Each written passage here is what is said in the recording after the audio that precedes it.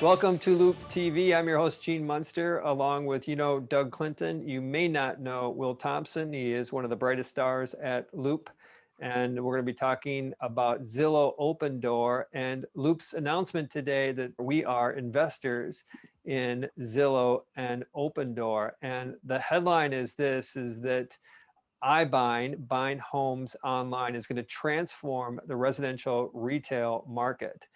And before I give a jump ball to both Will and Doug, an observation here is that these two companies, the valuations have been up a lot lately. If you look at Zillow over the last, well, Zillow and Opendoor, they're up 2-3x plus over the last 9 months. And right now, Zillow now approaching $35 to $40 billion valuation, Opendoor at a $15 billion valuation. Just a really high level is, given the moves that these two companies have had, why do you put the stake in the ground now? Ultimate first, and then Doug, you can elaborate. I think the why now question is basically answered with, when you find a market like this, don't try and get cute with it, and don't try and time it, because it's going to be a long-term deal. And this just happens to be when we built conviction. So the reason for iBuying and getting excited about it now is there's basically three legs to the stool. Number one is this greater than expected or greater than appreciated amount of value being exchanged in the home transaction. The home transaction is really the key that turns a series of transactions, about a dozen, including getting a mortgage, moving a title and escrow services, all the closing costs, attorney's fees, etc.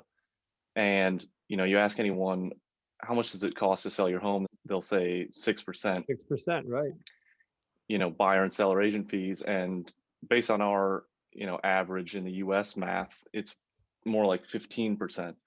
When you factor in other costs like in title insurance and mortgage remortgaging and renovating your home to make it look nice beforehand, showing, staging, paying agents, etc. So there's a larger than appreciated amount of value exchanging hands in the real estate transaction process.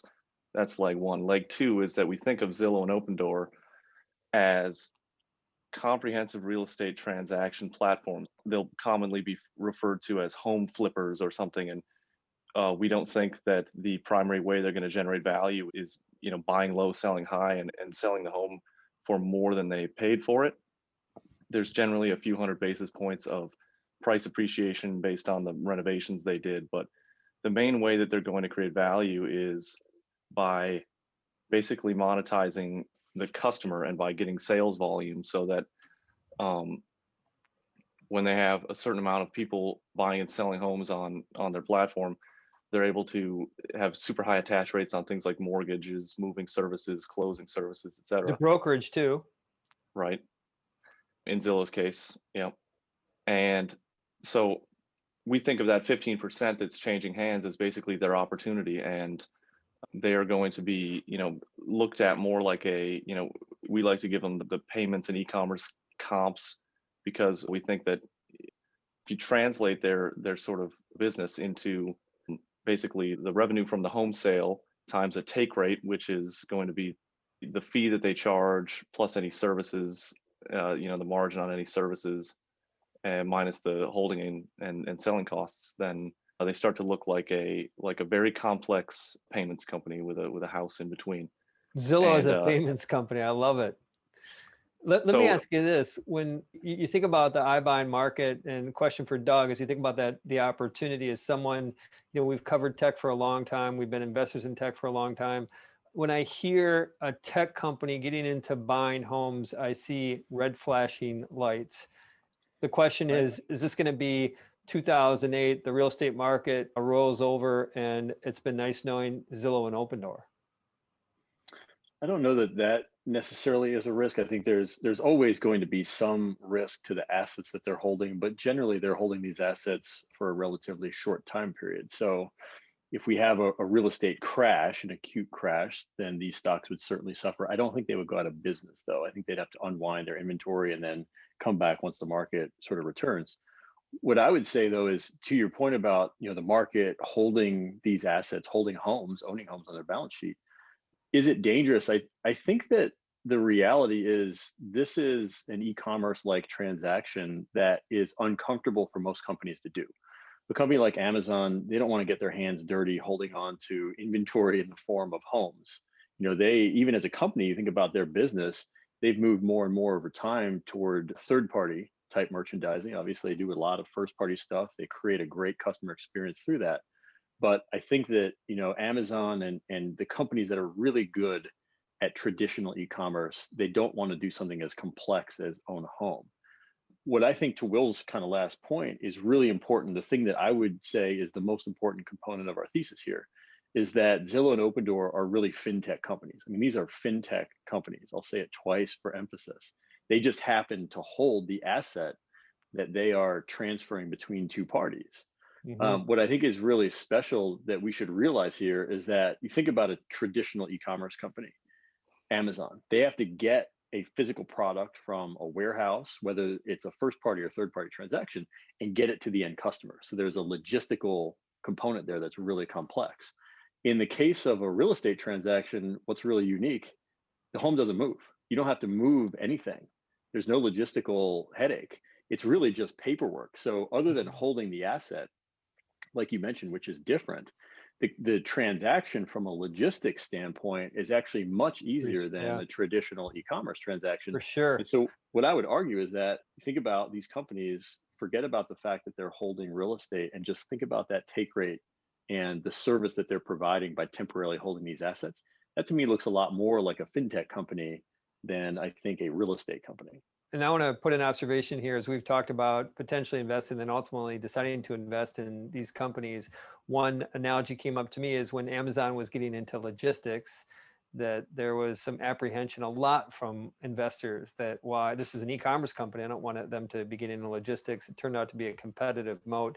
I think what both of these companies, Zillow and Opendoor, are doing is creating this competitive moat. If I can just add that Amazon observation. And I'm curious, Will, as you did your deep dive into these two over the last couple months, everyone knows Zillow, it's synonymous with real estate. Why Opendoor? Why are we even talking about Opendoor here? Yeah, a couple things. Opendoor basically invented this category of iBuying. This was their original business model. We've since seen Zillow, Redfin, a handful of startups led by basically OfferUp enter the game, and the model was basically created by Opendoor. They're the market share leader. 2020 threw a wrench in everyone's numbers, but basically we look at it about 75% Opendoor, 25% Zillow, and the rest are in our minds negligible, but OfferUp is quite large. Redfin does a little bit of volume, and they have great management. And the investing in both of them more came from the lack of clarity around what one of these companies could do to simply squash all the rest, similar to what Amazon did. And when Doug was talking about them investing into logistics, it became clear that in e-commerce, there was one thing that you needed to do better than the rest, and it was get people, it was two things, basically selection and delivery speed. No one's ever going to want fewer items or a slower delivery time. And in the iBuying market, it's unclear what right now it is unclear what one company could really crush to basically build a big moat around them. We think that the closest contender to something like that is a full suite of services, meaning we'll buy your home, we'll help you move, we'll offer the closing costs, we'll give you a mortgage on your new home, we have inventory of new homes for you to pick from, we'll help you renovate your new home, and et cetera. And both Zillow and Opendoor are the furthest along on building out that suite. So Opendoor they're the market share leader. That may be a surprise to some people with iBuying. Zillow is quickly catching up, and we anticipate in 5 years from now, Zillow will sell more homes than Opendoor. But that said, there's a market cap differences between the two, but that's a good perspective. Is big believers in the theme. I know Zillow better than Opendoor, excited about that, but can see why I fully support why Loup owns Opendoor as well. Doug, a question to you. And when you think about this investing, what is your time horizon? And ultimately, what is your opinion, not your investment recommendation, if you will. We are not giving investment advice here. We're giving our opinions on where these could go. What is your opinion on how big these companies can be and over what period of time?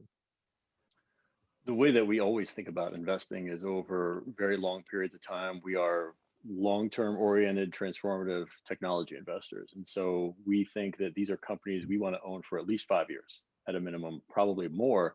And when you think about this opportunity in the real estate market, and this is potentially a multi-decade growth story. So I could see a scenario where we own, one or both of these names for well over a decade. It reminds me somewhat of Amazon in the mid 2000s, Apple, same thing around the time of the iPhone coming out. I mean, it's been 14 years that we've been supportive of Apple, and there's still room to go. And this feels like one of those markets. So to answer your question, we will own them likely for a fairly long period of time. Where can they go? It's always hard to say. I hope that we see them have a similar trajectory to what Apple and Amazon did over the time periods that I just mentioned. More conservatively, maybe more realistically, if we think out 5 years, I think there's a case for both of these names to be made that they could be 3x bigger than they are today in terms of market cap. Each of them we think could sell around 100,000 homes in And how many homes 2025. are sold per year in the US?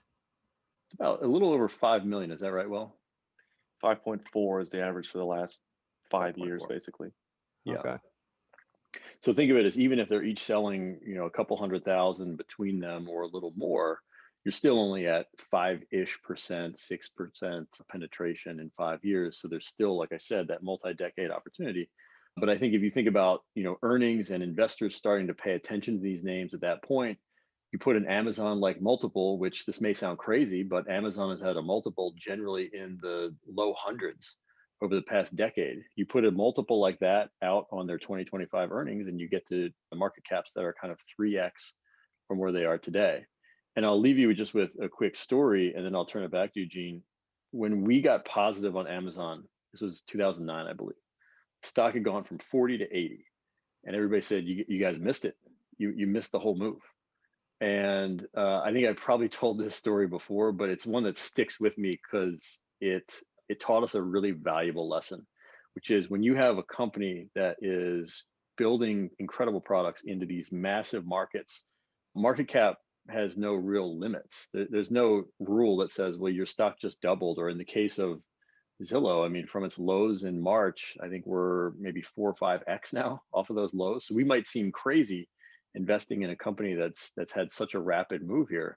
But the reality is, as we look forward, we do see a similar story like we saw with Amazon. And sometimes when these transformative names, people get a hold of them and they move really fast, you just have to get on for the ride. And valuations are going to be uncomfortable, but it's the right thing to do because the market is such a big opportunity. I think that's the case here.